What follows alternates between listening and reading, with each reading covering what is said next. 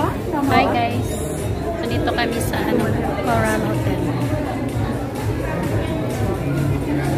We are vlogging.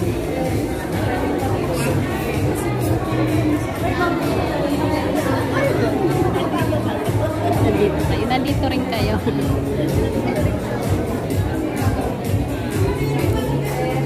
Ito yung mga ano. Ayan, ang mga ito yung mga warayan. Warayan. Ay, kasosyal ni Mana Mila.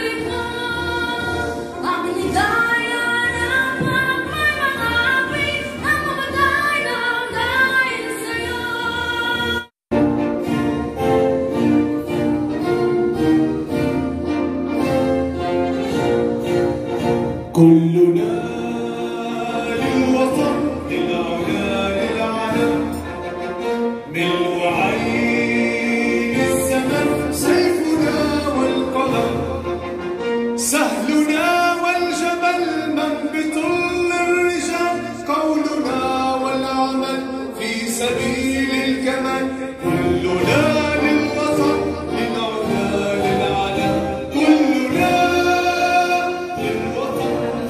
sa lahat na nagpakahirap pumunta rito dahil sa mainit at natutuyo ang kanilang makeup. To our distinguished employers who are here, friends of the Filipinos, the husband and wives of our local staff, on this special day, kami po sa tahanan ng OFWs sa DMW, we continue to honor and recognize your invaluable contributions and sacrifices, all for the betterment of the lives of your families left behind, and also for your contribution to the social-economic transformation of our bagong Pilipinas under the guidance and leadership of His Excellency President Ferdinand R. Marcos Jr.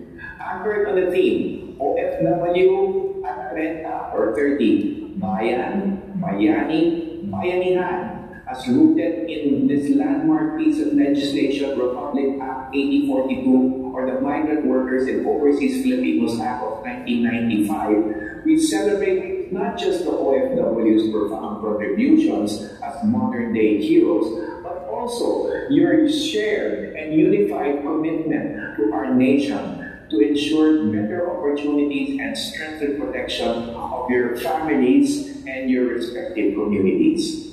Kami po sa tahanan ng OFWs under the leadership of our President fully empathize with the various challenges that you face being far from home. And we are here, always here, to guide and support you in every step of your overseas employment journey. From deciding to apply for that dream job to ensure your welfare on site, up to your eventual reintegration back to your respective communities. We are here to support those dreams in far-off lands and seas, to assure you that you are never alone, that the whole nation and the government are here with you all the way, and that the Bayanihan spirit that is deeply rooted in us Filipinos will always be there. As we celebrate the strength and resilience of our modern-day heroes, rest assured that the DMW, ang tahanan ng OFWs, will continue to adhere to our rights-based approach of ensuring the utmost protection and empowerment of our dear OFWs, to our intensified campaign against illegal recruitment, strengthened bilateral partnerships, welfare support to our OFWs through our Action Fund as directed by the President, and through our comprehensive full cycle contribution of our overseas Filipino workers. Kayo po ang tunay na uwaran ng lakas, tapang at dedikasyon. Sa inyong pagsusumikap sa iba't ibang panig ng mundo, binibigyan ninyo ng pag-asa at kinabukasan ang inyong mga pamilya at karangalan ng ating bayan. Under the leadership of President Ferdinand Bongbong Marcos Jr., we remain steadfast in our commitment to uplift and empower our modern-day heroes. Ngayon sa ilalim ng bagong Pilipinas, mas pinalalim natin ang kahulugan ng serbisyong may puso. Di lamang mabilis, kung hindi ramdam, makatao, at mula sa puso. Ang OFW ay hindi lamang manggagawa. Sila ay ama, ina, anak, kapatid at kababayan. Sila ang humuhubog sa kinabukasan ng maraming pamilya. Sila ang nagpapalakas sa ating ekonomiya.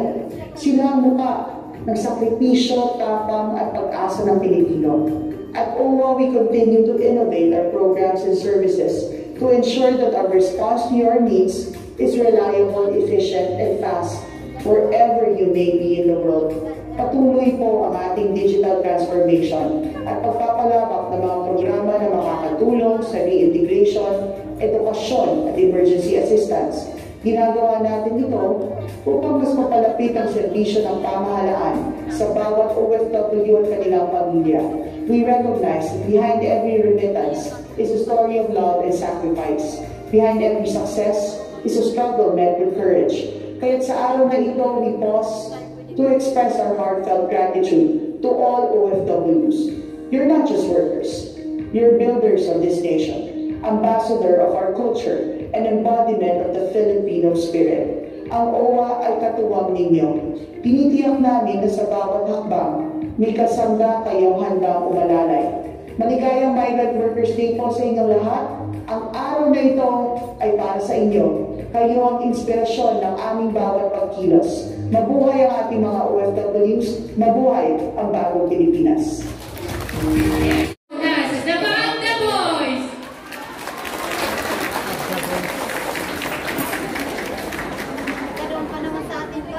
Once again, let's give them a round of applause!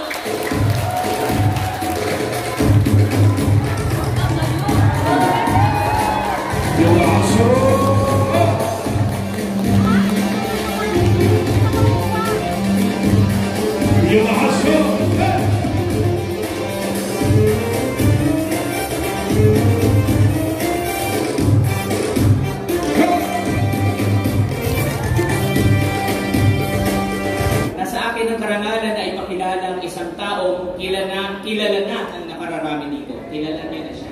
Yes, yes. Dahil ikalawang pagkakataon na niyang maninilbihan dito sa Lebanon at sa mga karating bansa dito sa Middle East. Sa Beirut, Philippine Embassy, nagsilbi siya bilang 3rd Secretary and Vice Consul. At dahil sa kanyang tagal ng tour of duty, na 7 taon mula year 2000 hanggang year 2007, 2nd Secretary na siyang nagtapos sa Lebanon. Mula 2008 hanggang 2011, siya ay naging Chargé d'Affaires o punong kawani sa Damascus, Philippine Embassy. Siya ay nanilbihang consul sa ating Los Angeles, Philippine Consulate General mula 2013 hanggang 2015. At ang pinakahuli niyang paninilbihan sa ibayong bansa bago rito sa Lebanon ay bilang deputy sa ating konsulada sa Shanghai. Mula 2017 hanggang sa mga panahon ng COVID, kung saan naging ibayo ang patungkulan ng mga embahada, konsulado at mga attached agency tulad ng Migrant Workers Office at Overseas Workers Welfare Association ang pagproprotekta sa kaligtasan ng bawat Pilipino. Bilang Vice Consul, ikinamamangha at ikinararangal ko ang makilala at makatrabaho ang isang tao na pinagdaanan ang mga bagay na nababasa ko lang sa libro o naririnig lamang sa mga kwento.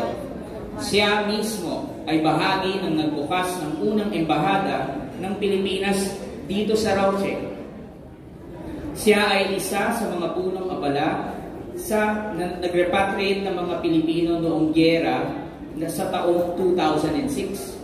Pinahahalagahan ko ang mga karanasan niya sapagkat karanasan din ito ng mga pinagsisilbihan natin mga Pilipino sa Lebanon. So you have shared experiences with him. Yung mga pinagdaanan nyo, alam niya at nandun siya. Lalo na sa mga matagal na dito. Hindi lamang tayo binayayaan ng isang career diplomat na mahusay at malalim ang karanasan. Dala niya ang matinding pag-unawa sa kung paano natin tatahakin ang mga pagsubok sa Lebanon upang higit na pagsilbihan ang interes ng Pilipinas at mga Pilipino dito. Samahan niyo po akong kilalanin at salubungin ang ating bagong Deputy Chief of Mission, si Ginoong Marlo Aguilar Miranda, Chief of Mission, Class 2. Maraming salamat, Mark. Migrant Workers Office Labor Attaché Alamusa, Overseas Workers Welfare Administration Welfare Officer Emily Marquez. Mga kasamahan ko sa Foreign Service Attached Agency at ng mga pamilya, minamahal kong mga kababayan, mga ginanap Ginoo, magandang araw po sa inyong lahat. Nagkasama-sama tayo ngayon, araw na to, para sa ipagdiwang ng tatlong okasyon ang araw ng mga manggagawang Pilipino sa ibayong dagat, ang Migrant Workers Day, ang ika-30 anibersaryo ng pagkakapasan ng Republic Act No. 8042 o ang Migrant Workers Over. Thank you so much. We now have the Warayan Group. Dito kayo.